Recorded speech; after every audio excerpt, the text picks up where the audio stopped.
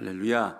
네, 오늘 함께 읽은 말씀 가지고 사랑과 공의 사이 이런 제목으로 함께 은혜를 나누려고 합니다.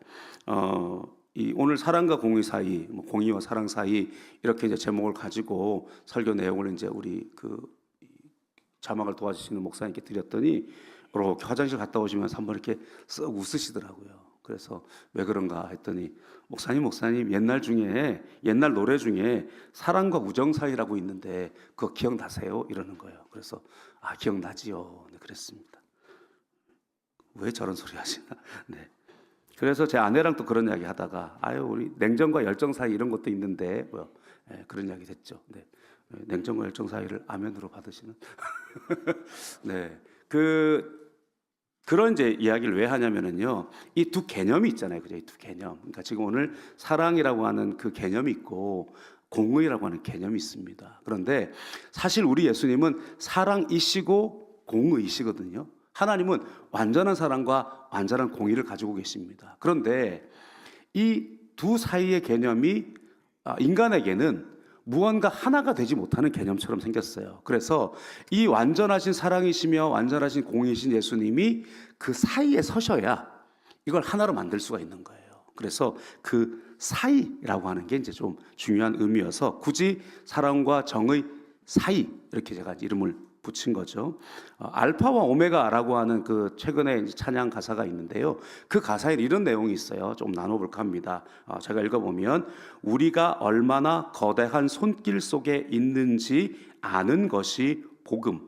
죄마저 덮는 그 손길, 별과 별 사이보다 더 먼 시작과 끝 그 사이, 그 시간을 우리의 인생을 채우시는 주님, 이렇게 이야기하고 있어요. 하나님의 손이 거대한 손길이에요. 그걸 아는 것이 복음인데 별과 별 사이보다, 그러니까 우주보다 더 넓으신 시작과 끝이라고 하는 것이 그렇다는 거예요. 근데 하나님이 시작과 끝, 알파 오메가인데 시작과 끝 안에 있는 게 아니에요. 하나님은요, 시작과 끝을 넘어서는 하나님이세요. 그것을 다 덮고 계시는데 우리의 인생의 시간이라고 하는 것은 그 사이에 있거든요. 그런데 우리 예수님은 그 사이에 오시잖아요. 그리고 그 사이에 우리 가운데 역사하시잖아요. 그래서 그 인생은 어쩔 수 없이 그 사이에 있단 말이죠. 그런데 그 인생의 문제를 해결하기 위해서 그 사이에 오신 예수님, 그걸 우리가 보려고 하는 것입니다. 오늘 우리가 함께 나누려고 하는 이 사랑과 공의라고 하는 개념은요, 완전히 상반되어 보여요. 그러니까 사랑을 하면서 공의를 실천하기가 되게 어렵고요, 공의를 실천하는데 사랑을 행하기가 참 어렵습니다. 평행선처럼 이렇게 같이 갑니다. 꼭 하나로 합쳐지지 않을 것처럼 보이죠. 그런데 그 사이에 예수님이 딱 오시니까 이 평행선이 하나의 교차가 되어지고 다시 하나의 선으로 갈 수 있게 됩니다. 왜냐하면 하나님의 공의와 사랑을 다 이루기 위해서 죄 없으신 인간으로 오셔서 죄인이 되신 예수님이 그 모든 것들을 구속하심으로 말미암아 서로 대치될 수밖에 없고 상충될 수밖에 없었던 사랑과 공의가 하나가 되었다는 걸 우리가 알고 있기 때문에 그렇습니다. 원래 사랑과 공의는 처음부터 상충되고 충돌되는 게 아니었습니다. 인류가 범죄하기 전에는 사랑과 공의는 충돌되지 않았습니다. 왜냐하면 죄가 없으니까, 불의도 없고, 불의가 없으니까 공의가 어떤 징벌의 대상이 되는 것이 아니었습니다. 온전히 하나님께 순복하면 공의가 충만하고 그 안에서 하나님의 사랑을 가득 담고 걸어갈 수 있으며 하나님의 사랑에 반응하면서 모든 존재가 영광과 찬양이었던 그 세상, 그것이 본래 하나님께서 만드신 세상입니다. 창세기 1장 31절 우리 다시 한번 고백해 볼까요? 하나님이 지으신 그 모든 것을 보시니 보시기에 심히 좋았더라. 저녁이 되고 아침이 되니 이는 여섯째 날이니라. 원래 하나님의 그 아름다운 그것은 하나님이 완전히 다스리는 세상, 사랑과 공의가 온전히 하나로 움직이는 세상.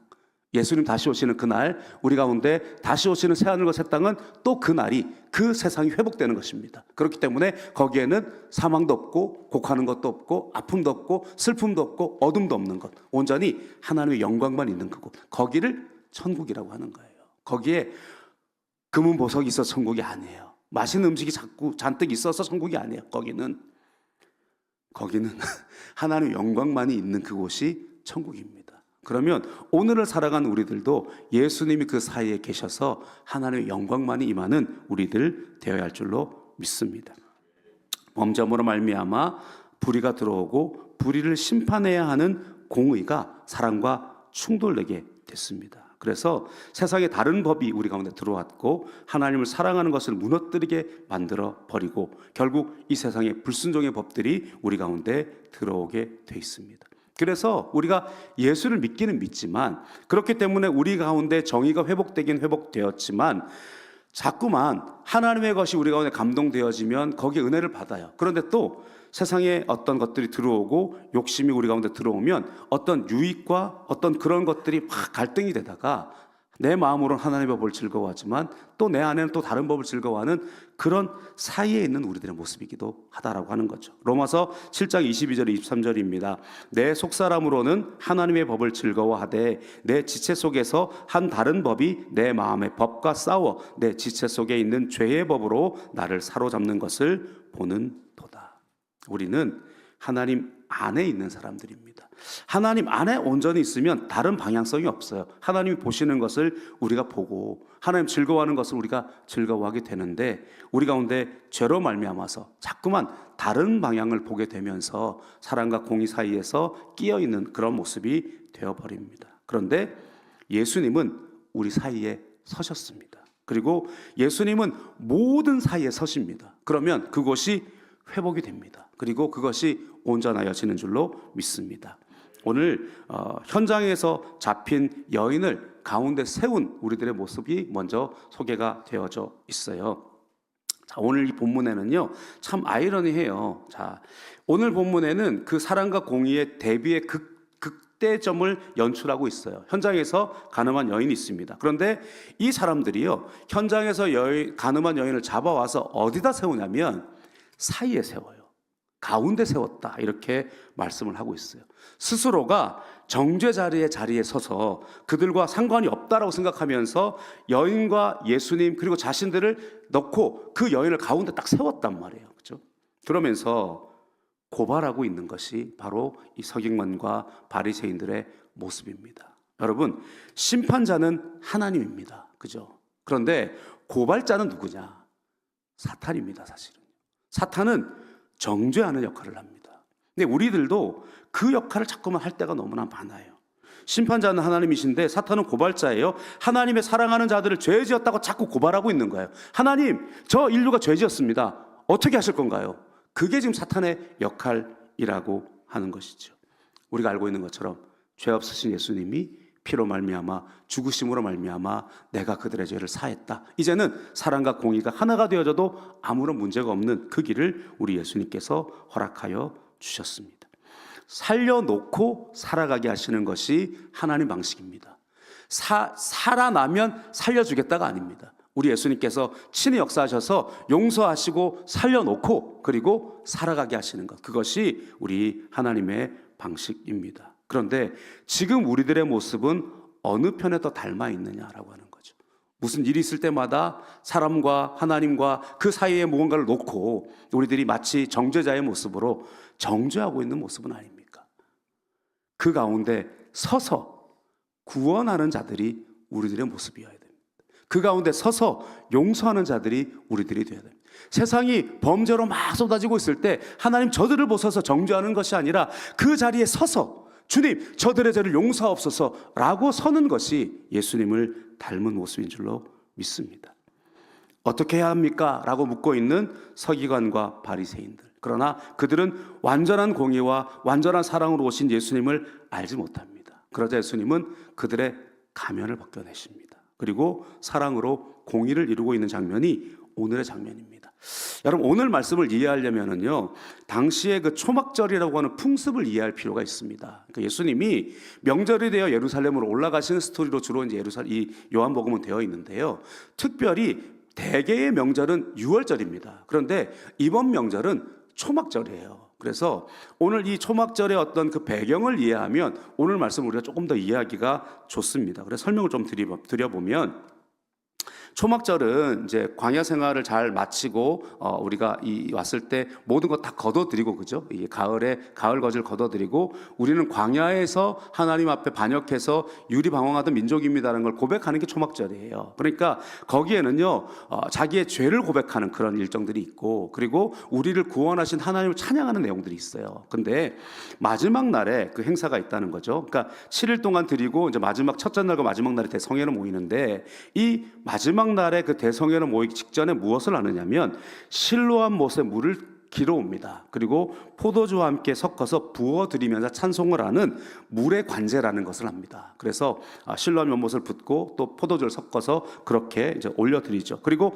호산나 라바라고 해서 잘려진 버드나무 가지를 들고 우리를 구원하소서라고 하는 기도하는 행사가 있다 그래요. 그러니까 우리가 어떤 내용인지 우리가 알겠죠, 그죠? 광야에 샘물 나게 하시고 피로 제사를 드리는 그런 모습들을 또 이렇게 행하는 것이고, 그리고 우리가 죄지었으니까 우리를 구원해 주십시오라고 하는 그런 행사를 하는 거죠. 그리고 이제 등대 위에 불을 밝히고 여인의 뜰, 이 성전에 보면 이방인의 뜰, 여인의 뜰 이렇게 있잖아요. 유대인의 뜰 이렇게 있는데 여인의 뜰에서 함께 모여서 밤새도록 축제를 벌린다고 합니다. 근데 그때 그런 말이 있었대요. 초막절 마지막 밤에 축제를 보지 못한 사람은 진정한 기쁨을 경험하지 못한 것이다. 뭐 이런 이야기가 있대요. 그러니까 그 정도로 막 멋있는 그런 축제를 한다는 것이지요.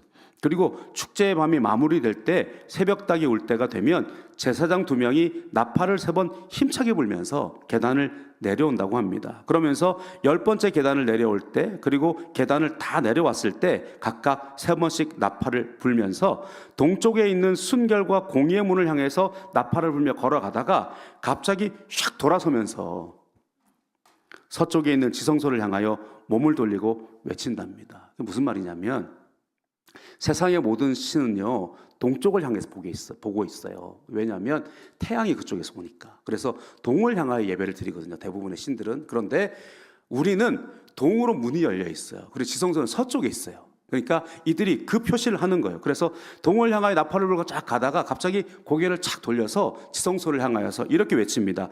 이 성전에 계신 아버지여, 저들은 성소를 등지고 얼굴을 동쪽으로 향합니다. 그리고 그들은 태양을 숭배합니다. 그러나 우리의 눈은 야훼를 향합니다. 그렇게 고백한다라고 하는 것이죠. 그러면 나이든 경건한 랍비들이 행사를 이어가는데 죄를 사해 주시는 하나님께 대한 찬양이 이어진다는 그 내용이 이렇습니다.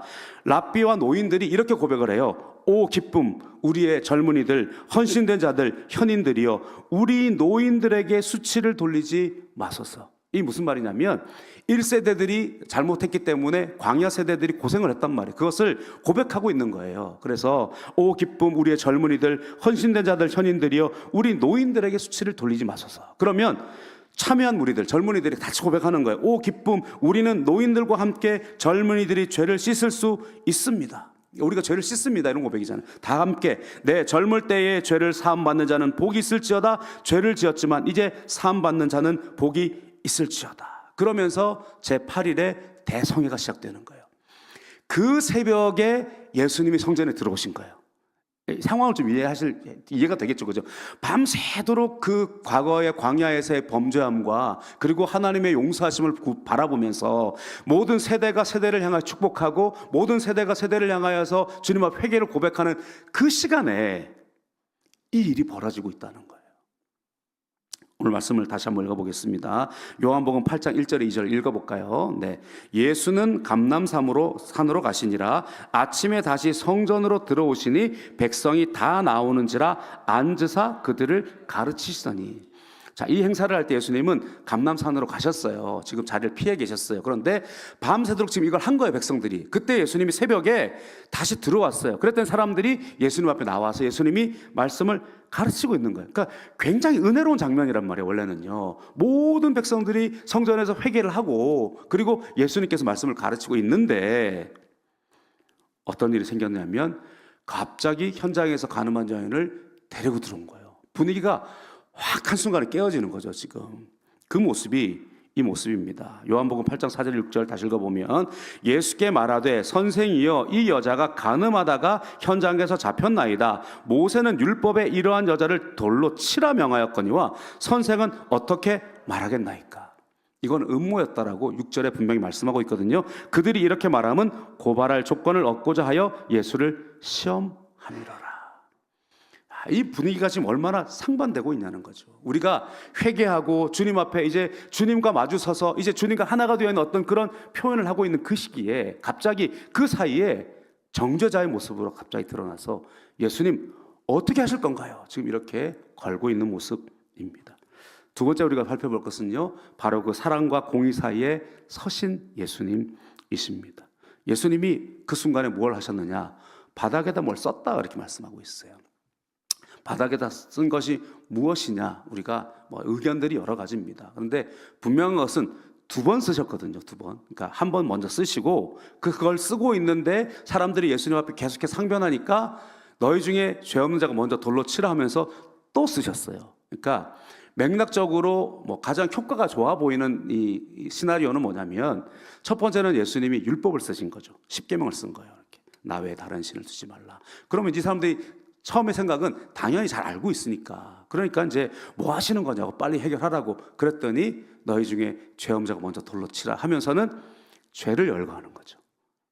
아무개 살인, 아무개 누구한테, 근데 이름을 안 썼을 것 같아요. 그죠? 그러니까 어젯밤에 누가 어쩌고, 시나리오 따지면 정확하진 않아요. 그랬다고 보는 설도 있고 말씀을 두 번 쓰셨다는 설도 있고 사람들의 죄를 기록했다는 설도 있으니까 어쨌든 그걸 보고 사람들이 마음에 확 걸릴 만한 이야기를 하셨다라고 하는 것이지요. 자, 6절에서 9절 제가 다시 말씀을 읽어 확인하면 그렇습니다. 그들이 이렇게 말함은 고발할 조건을 얻고자 하여 예수를 시험함이러라. 예수께서 몸을 굽히사 손가락으로 땅에 쓰시니 그들이 묻기를 마지 아니하는지라. 이에 일어나 이르시되 너희 중에 죄 없는 자가 먼저 돌로 치라 하시고 다시 몸을 굽혀 손가락으로 땅에 쓰시니 그들이 이 말씀을 듣고 양심의 가책을 느껴 어른으로 시작하여 젊은이까지 하나씩 하나씩 나가고 오직 예수와 그 가운데 섰는 여자만 남았더라.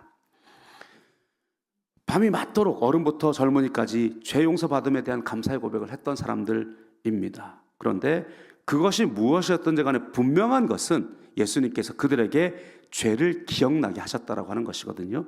그런데 이 모순되는 게 뭐냐면요, 현장에서 가늠한 사람을 잡아오면 남자와 여자를 둘 다 돌로 칠지니라 돼 있어요. 근데 남자는 어디가 있냐고요, 그죠? 그런 것부터가 잘못되어 있는 것 있기도 합니다. 그런데 어쨌든 고발을 하게 되어 있는데 그 사람을 처벌할 때 어떻게 되냐면 맨 먼저 본 증인이 자기가 내가 증인이요 책임질게요 하고 서 있어야 돼요.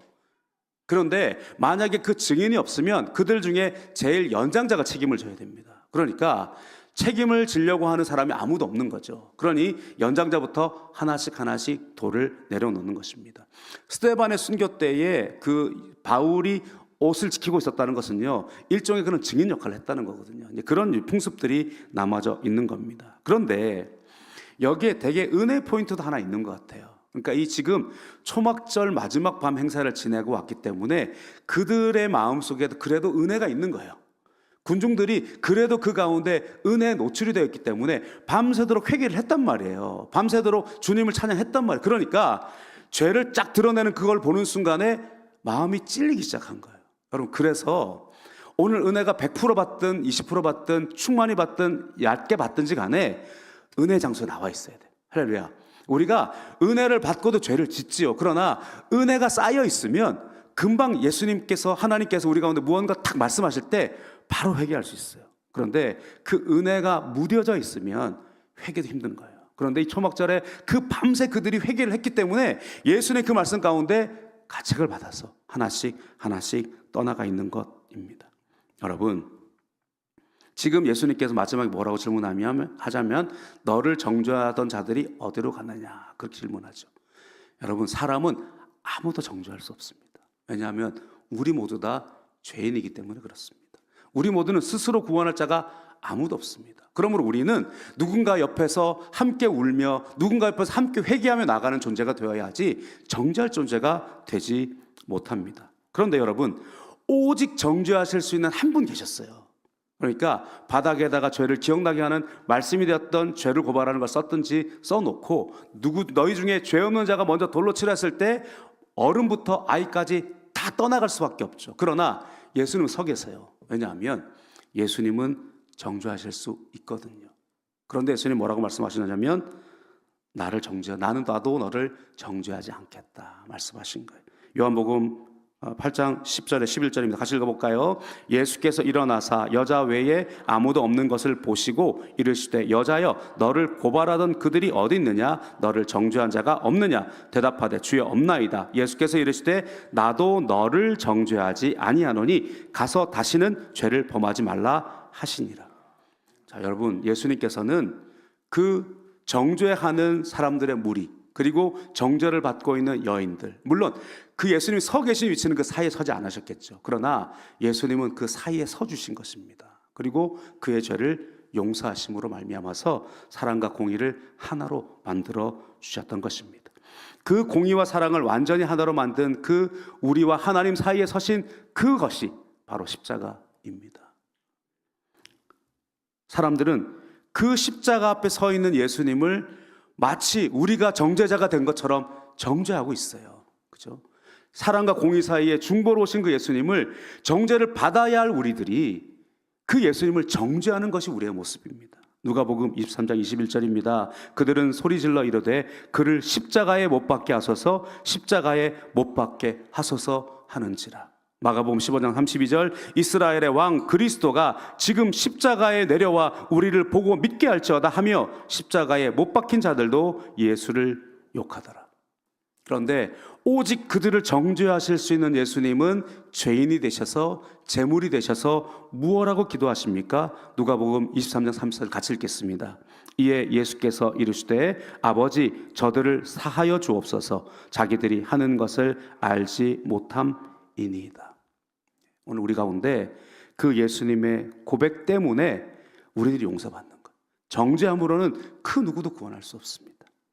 그 의미를 골로새서 1장 20절에 이렇게 설명하고 있습니다. 같이 읽겠습니다. 그의 십자가의 피로 화평을 이루사 만물 곧 땅에 있는 것들이나 하늘에 있는 것들이 그로 말미암아 자기와 화목하게 되기를 기뻐하심이니라.